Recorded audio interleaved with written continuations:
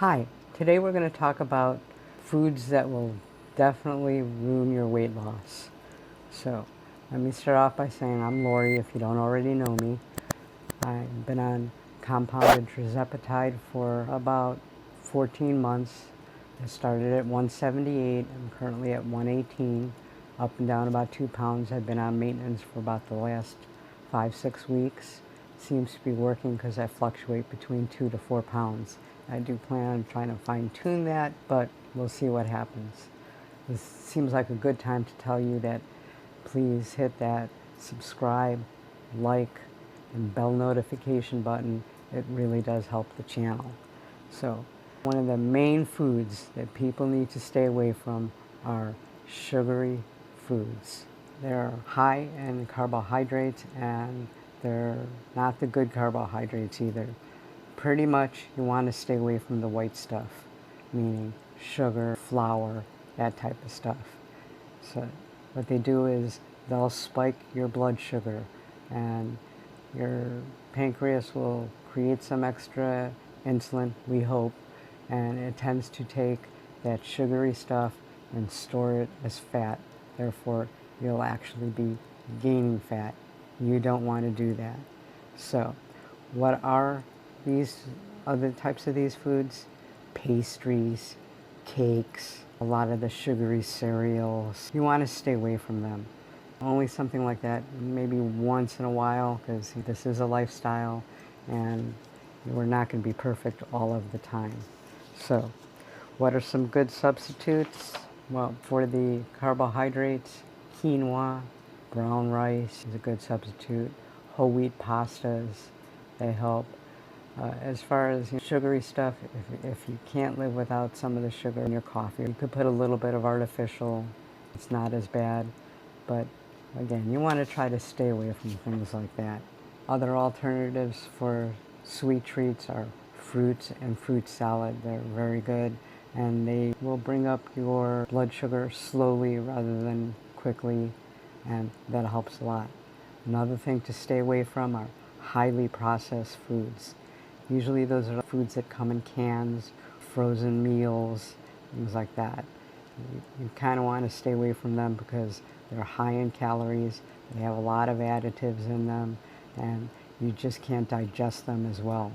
So you want to be leery when there's a small piece of something in a can. You want to stay away from that. So remember, a slice of frozen cheesecake could be about 700-800 calories. You want to stay away from that's both processed and high in sugar. Definitely want to stay away from that.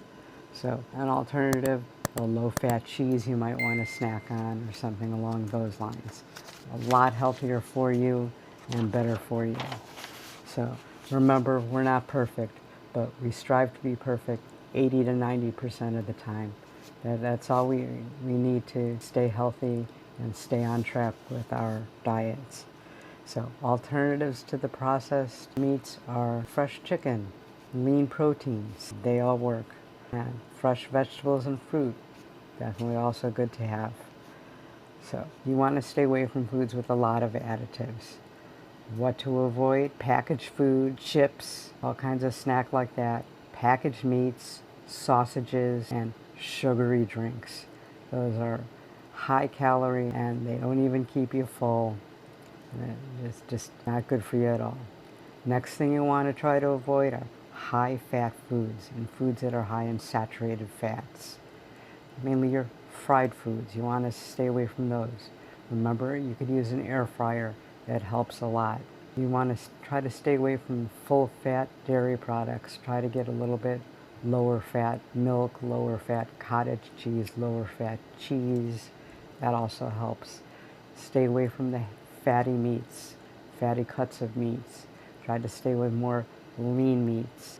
You want to stay away from full fats like margarine. Margarine is very bad for you.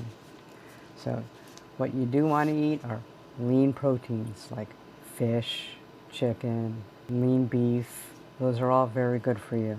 Now, as far as healthy fats, nuts, olive oil, and seeds.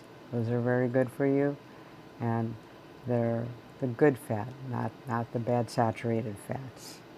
Remember, these are lifestyle modifications. We're going to be on this forever. So if you are going to have something that's not so good, have smaller portions. We want to form good habits. And one of the best habits to have is hydration. Hydration helps with everything. Hydration will help you flush out the fats. It'll make you feel fuller. It'll help your kidney function. It'll get toxins out of your body. It's a necessity. So you want to drink a good 8 glasses of water if you could, if not more. The more water you drink, the better. Now, how do you know when you've had enough water? You could look at your urine. If you see a yellowy color, you probably have not had enough water. If it's starting to get clear, you may be getting close, but when it's pretty clear, that's when you've had enough water, because hydration is just so important. And some people say if you have a glass of water before a meal, it really helps. It helps suppress your appetite. It helps flush things through. It helps with things like constipation, because we all know that that is one of the major side effects from this medication. So remember to always keep hydrated. Not a bad idea to have a glass of water before each meal.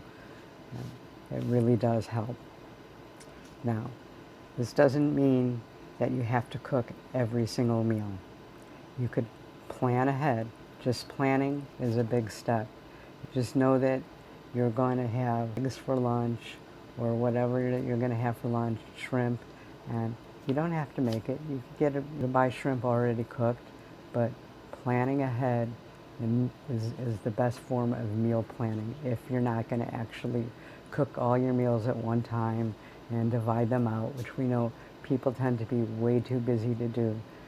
I know I plan my meals not that way, but I'm like, oh, I'm going to have shrimp, or I'm going to have tuna salad this day. So I go to the store and get fresh made tuna salad with a light mayonnaise, and I'll buy my shrimp already made at the fish counter.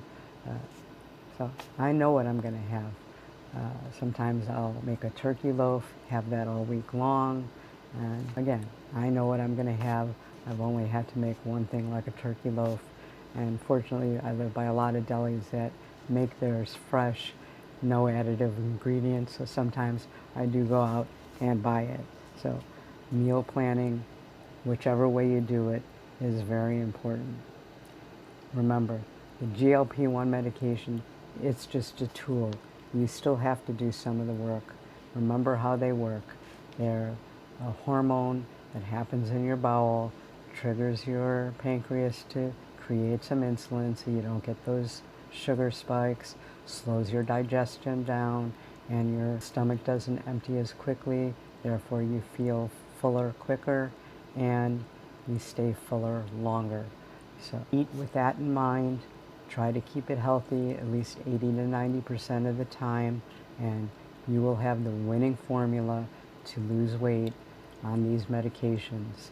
You may even be able to do it without the medications, but most of us are on them because we have that GLP-1 deficiency, and they seem to be helping me.